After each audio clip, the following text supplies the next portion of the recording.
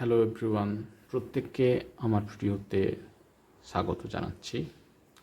আজ আমরা একটা খুবই পরিচিত ব্যাপার নিয়ে আলোচনা করব, কিন্তু যেটা আমরা বিশেষ ভেবে দেখিনি। যেমন আমি আগে সেন্টেন্সগুলো লিখি, তারপর আলোচনাতে আসছি। জাস্ট শেষ পর্যন্ত ভিডিওটা দেখো। ওকে। হি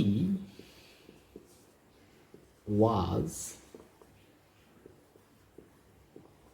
born in 2020. He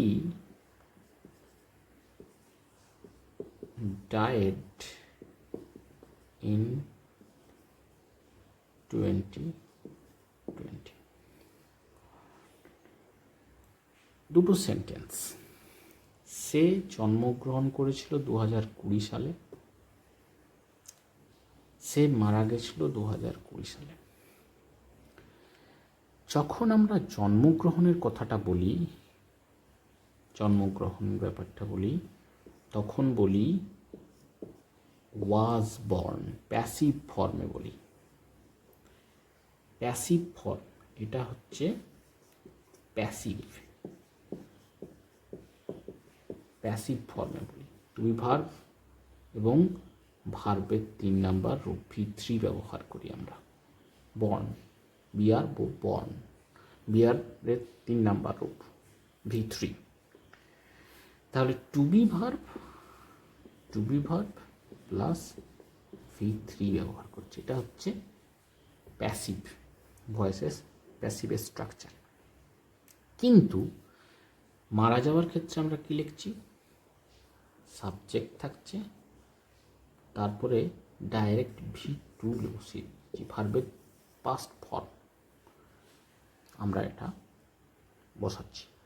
কিন্তু কেন এক্ষেত্রে ওয়াজ বর্ন বলছি, জন্মগ্রহণের ক্ষেত্রে, মারা যাওয়ার ক্ষেত্রে ডাইরেক্ট আমরা ভার্বের দ্বিতীয় রূপ বসিয়ে দিচ্ছি, টু বি ভার্ব ইউজ করছি না, প্যাসিভ ফর্মও ইউজ করছি না? কেন? আজকে সেটা নিয়ে আলোচনা করব। দেখা যাক ব্যাপারটা কি। যখন কেউ জন্মগ্রহণ করে, সেটা সে নিজে নিজে করে না, সেটা কারুর দ্বারা, অর্থাৎ মায়ের দ্বারা তাকে জন্ম দেওয়া হয়।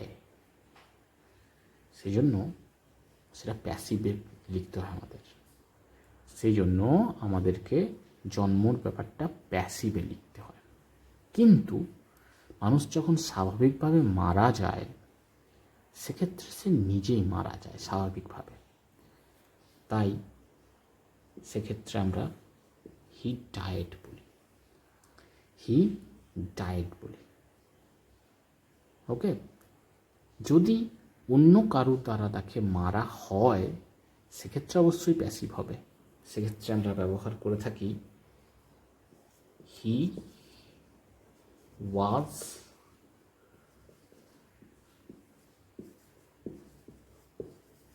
মার্ডার্ড। সেক্ষেত্রে কিন্তু ডায়েড ব্যবহার করি না, ওয়ার্ডটা ব্যবহার করি মার্ডার্ড। ঠিক আছে? তাহলে আশা করছি বোঝা গেল ঠিক কী কারণে আমরা ওয়াজ বর্ন ব্যবহার করি, আর কেন মারা গেলে আমরা জাস্ট সাবজেক্টের পর ডায়েড অর্থাৎ V2 ভার্বের সেকেন্ড রূপ ব্যবহার করি।